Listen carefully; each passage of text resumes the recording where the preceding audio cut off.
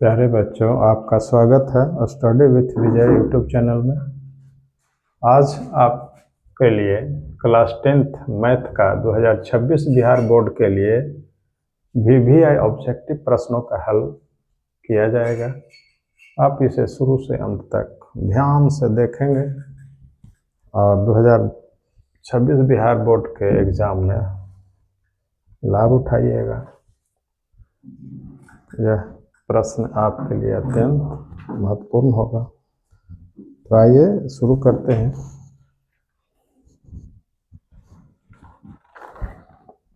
पहला प्रश्न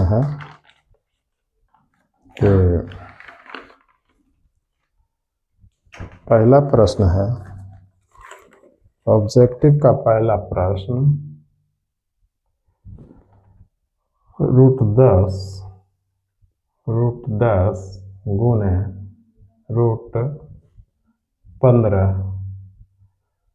बराबर है किसके बराबर है? ऑप्शन दिया गया है 5√6, बी ऑप्शन है 6√5 और सी ऑप्शन है √30 और डी ऑप्शन में दिया गया है √25। कौन सा ऑप्शन सही है? तो आइए इसका जवाब देखें। कहता है कि √10 और √15, √10 यानी √10 यानी √10 को हम क्या कर सकते हैं? तोड़ दें, फैक्टर कर दें। 10 कितना कितना टूटेगा? 2 गुने 5 में टूटेगा और गुने 15 3 गुने 5 में टूटेगा। अब हम इसको मिला दें ऐसे, 2 गुने 3 गुने 2 के बाद 3 है, गुने फिर 5 है, गुने 5 2 है, सब रूट में है तो सबको एक साथ गुना लिख देंगे। यहाँ पर डबल 5 है इसलिए 5 बाहर हो जाएगा रूट से, तो 5 रूट से बाहर, डबल है इसके कारण, और 2 और 3 बचेगा तो 2 तिया 6। यही आपका आंसर होगा। तो 5√6 कहाँ है? ऑप्शन ए में है, इसलिए ऑप्शन ए हमारा सही उत्तर होगा। आइए अगला प्रश्न। अगला प्रश्न है, दूसरे नंबर का प्रश्न है कि 6x⁴y तथा 12xy का महत्तम समापवर्तक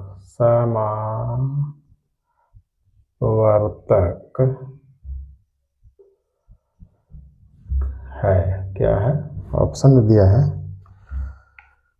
ए ऑप्शन में दिया है 6x²y, बी ऑप्शन में दिया गया है 6x और सी ऑप्शन में दिया गया है 6y और डी ऑप्शन में 6xy। ये ऑप्शन है। अब हम यहाँ पर देखते हैं कि महत्तम पूछ रहा है।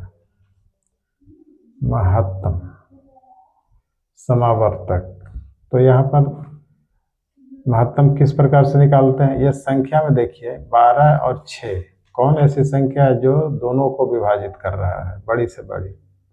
तो 6 से दोनों विभाज्य है, 6 दोनों में शामिल है, 6 कॉमन है, इसलिए यही मात्रा हो जाएगा संख्या में। 6 और 12 में क्या कौन सा संख्या है? तो मात्रा हो जाएगा 6 से दोनों विभाजित है। और यहाँ पर हम देख रहे हैं कि x के पावर 4 है और x के पावर 1 है, यानी 4 में हम देखते हैं कि न्यूनतम घात मसा होता है, दोनों में न्यूनतम घात, तो दोनों में न्यूनतम घात तो x है, इसलिए हम x लेंगे वो, और दोनों में y शामिल है इसलिए एक y कॉमन है तो x y। यहाँ पर आंसर कौन सा हो जाएगा 6xy, यही आपका महत्तम हो गया 6y, डी ऑप्शन सही है 6xy।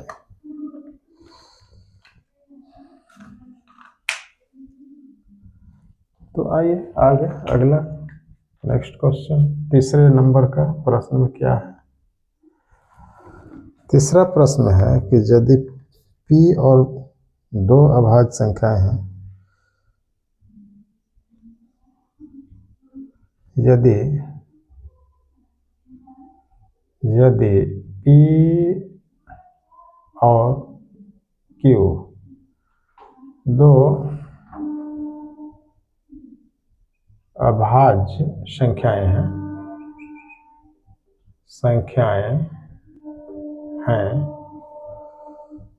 तो उनका मसा है, तो उनका मसा है क्या है। ऑप्शन में है ए में 2, बी में है 0, सी में है 1 या 2 और डी ऑप्शन में दिया है 1। कौन सा ऑप्शन सही होगा।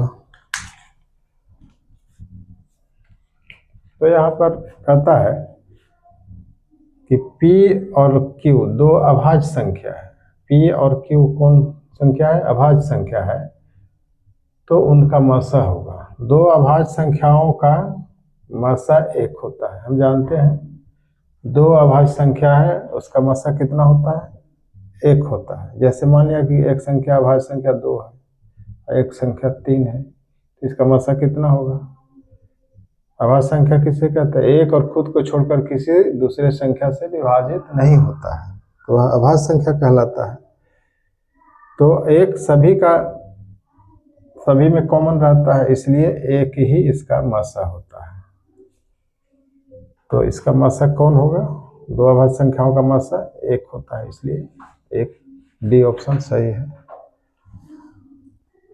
आइए अगला चौथा नंबर का प्रश्न देखते हैं।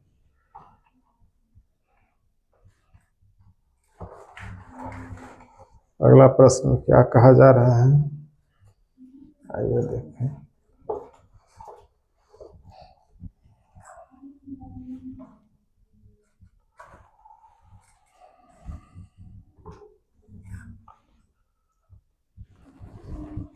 अगला प्रश्न है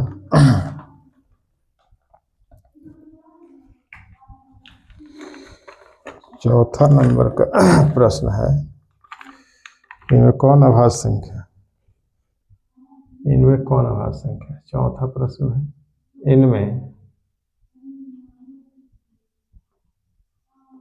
कौन अभाज्य संख्या है, ये सवाल है। ऑप्शन में दिया है 31, बी में 25, सी में 39 और डी में 45। तो अभाज्य संख्या कौन है, अभाज्य संख्या वैसा संख्या जिसमें वैसा संख्या जो एक और खुद के छोड़कर किसी अन्य संख्या से विभाजित नहीं होता है, किसी दूसरे संख्या से भाग नहीं लगता, एक और खुद को छोड़कर, उसको हम अभाज्य संख्या कहते हैं। तो इसमें तो 5 से लग रहा है, 1, 5 और 25 से, इसमें 3 से भी लग रहा है, 13 से भी लग रहा है, 1 से तो सब में ही लगता है, इसलिए भी अभाज्य संख्या नहीं है, ये भी भाज्य संख्या है। अभाज्य संख्या ए है 31, जो 1 और 31 के अलावा किसी दूसरे संख्या से विभाजित नहीं हो रहा है, इसलिए यह अभाज्य संख्या है। तो हमारा ए ऑप्शन सही उत्तर होगा। अगला 5वें नंबर का प्रश्न हम देखें क्या कहता है। 5वां प्रश्न में है कि सबसे छोटी अभाज्य संख्या, छोटी अभाज्य संख्या और सबसे छोटी भाज्य संख्या और सबसे छोटी भाज्य संख्याओं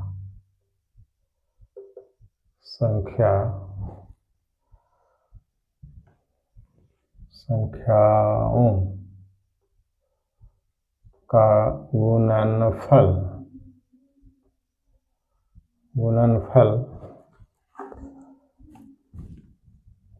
होगा। क्या होगा? तो ए ऑप्शन में है 10, 6, 10, बी में है 6, सी में है 8 और डी में है 4। अब यहाँ पर क्या कहता है? सबसे छोटी अभाज्य संख्या, सबसे छोटी अभाज्य संख्या, यहाँ पे सबसे छोटी अभाज्य संख्या और सबसे छोटी भाज्य संख्या। सबसे छोटी अभाज्य संख्या क्या है? तो सबसे छोटी अभाज्य संख्या यानी सबसे छोटी अभाज्य संख्या 2 है और सबसे छोटी भाज्य संख्या गुने सबसे छोटी, यहाँ पर बराबर 2। सबसे छोटी अभाज्य संख्या बराबर कितना है? संख्या बराबर 2 और सबसे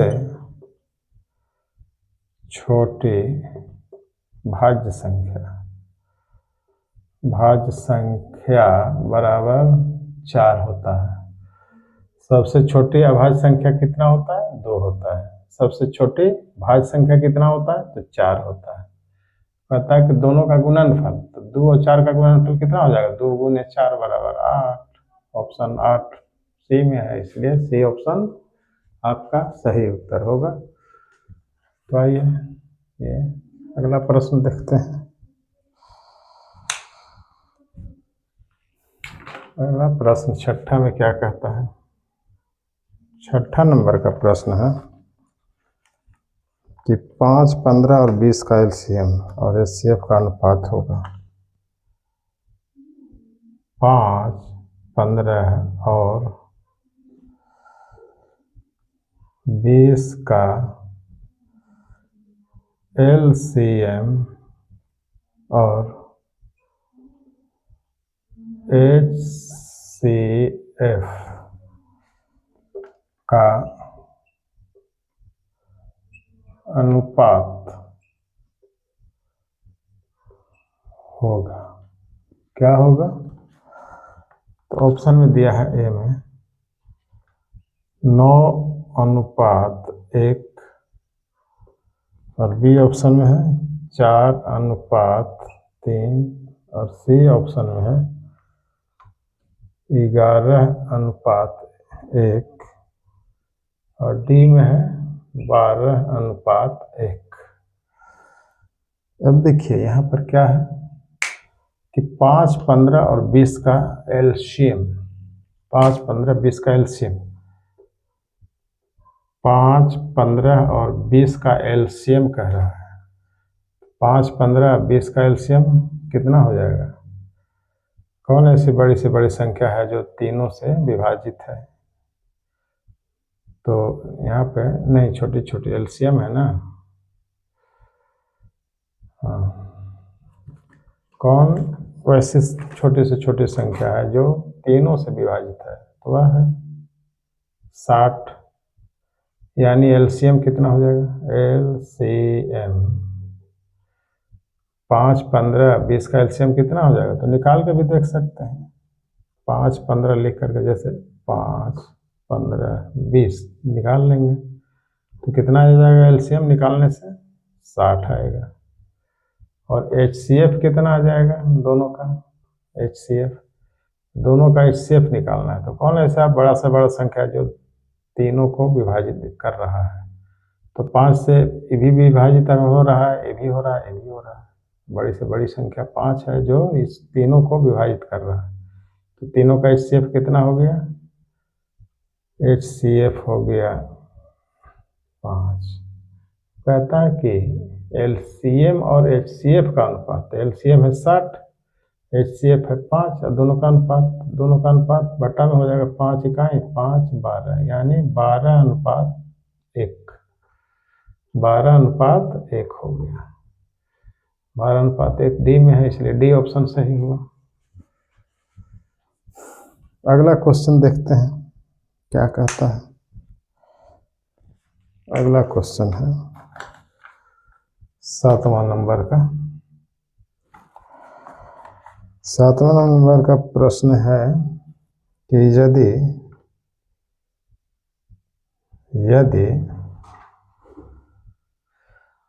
65 तथा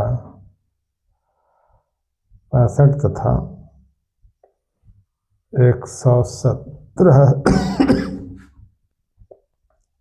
का मासा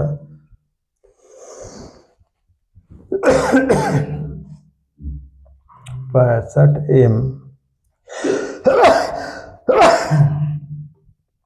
माइनस 117 के रूप में है तो m का मान होगा, क्या होगा? ऑप्शन है 1 होगा, बी में 2, सी में 3 और डी में 4। कौन सा ऑप्शन सही होगा?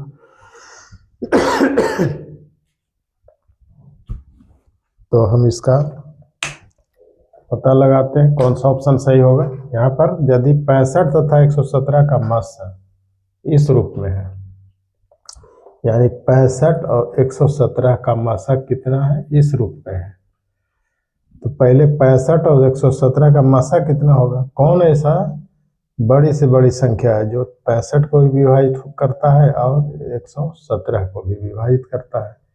तो यहाँ देखते हैं 65 और 117 का मासा हो जाएगा 13। एक ऐसा संख्या है जो इसको भी विभाजित कर रहा है, इसको भी विभाजित कर रहा है।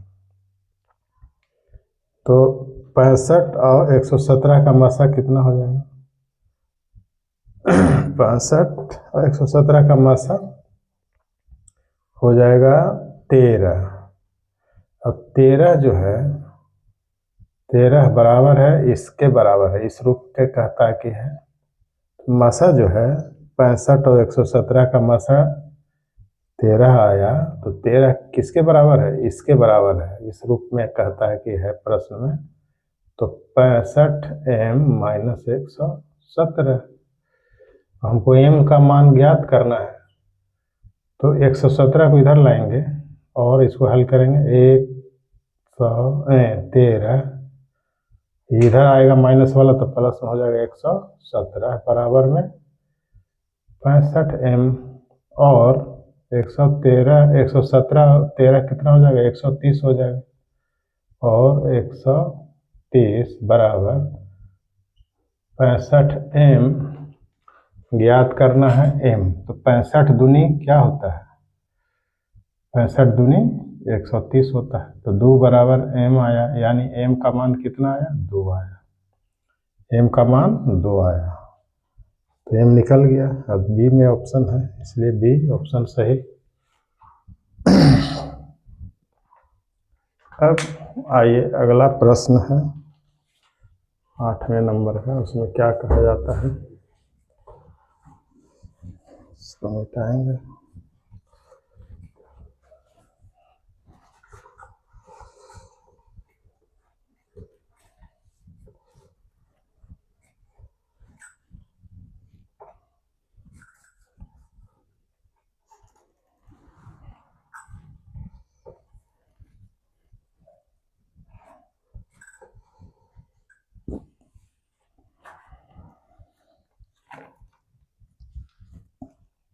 8वां नंबर का प्रश्न है कि सबसे छोटी भाज्य संख्या। 8वां में है कि सबसे छोटी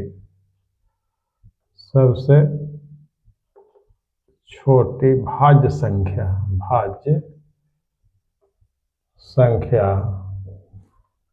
और सबसे छोटी अभाज्य संख्या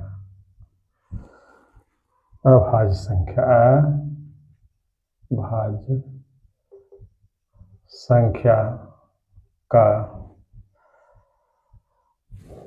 मसा होगा। सवाल है, ऑप्शन है, एक बी ऑप्शन में है, 2 और सी ऑप्शन में है,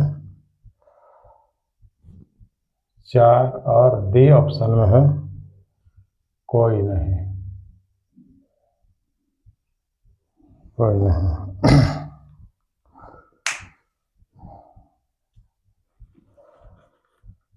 तो यहाँ पर है, देखते हैं। यहाँ पर कहता है कि सबसे छोटी भाज्य संख्या, तो सबसे छोटी भाज्य संख्या क्या है?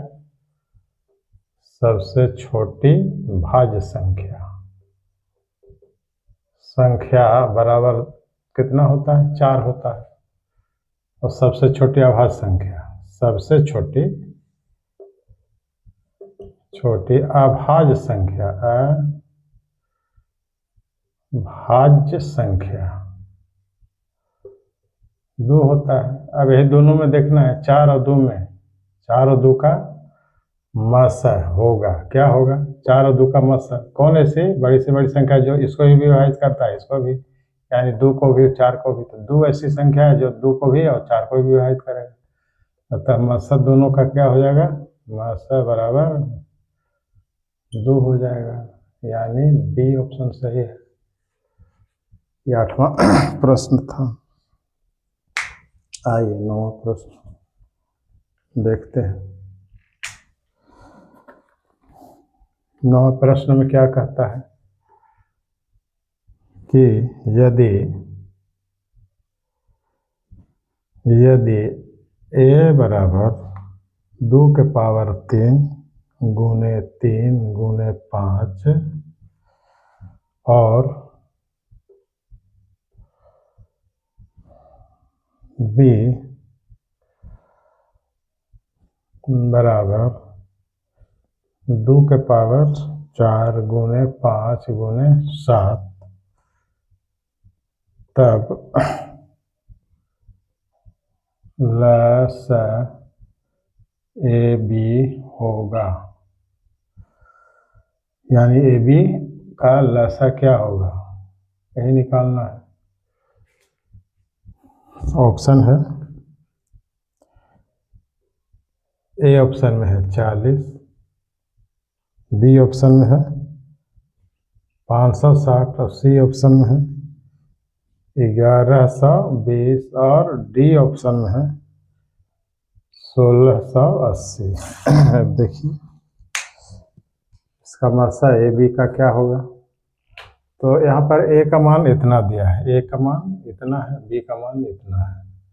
अब हम देखते हैं 2 में अधिकतम लसा क्या होता है, एलसीएम क्या होता है दो संख्याओं का। अधिकतम मान हम देखते हैं इसमें, अधिकतम पावर क्या है 2 का, तो 3 है। दोनों में 3 अधिकतम पावर, तो अधिकतम पावर 3, यानी 2 के पावर 3 लेंगे। 3 में नहीं है और कहीं ना, 3 में अधिकतम पावर 1 ही है, इसलिए हम 3 को लेंगे। इसमें 5 में अधिकतम पावर 1 ही है, इसलिए हम 5 लेंगे। और एक 7 है, 7 का अधिकतम पावर 1 है, इसलिए 7 लेंगे।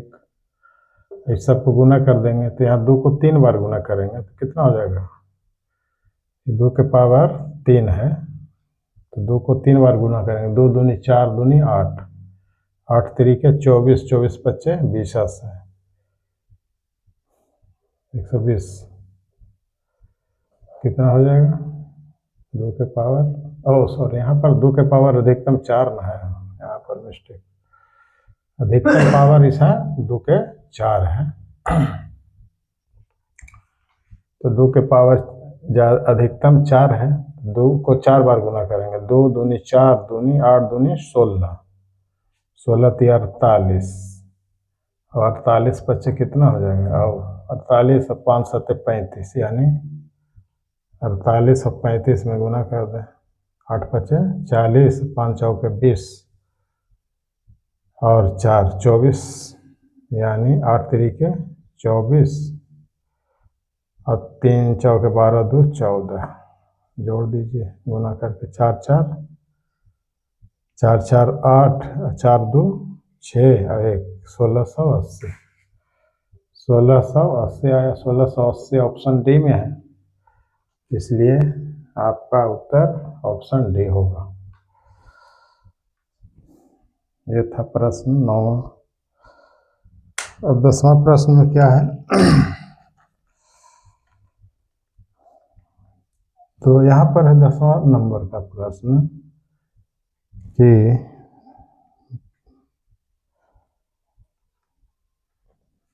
संख्या,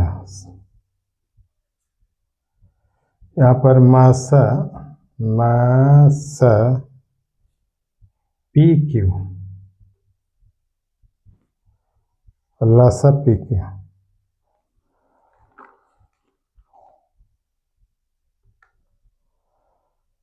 मासा पी क्यू और लासा पी क्यू बराबर है,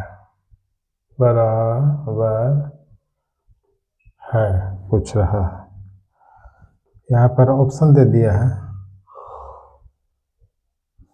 P गुने Q,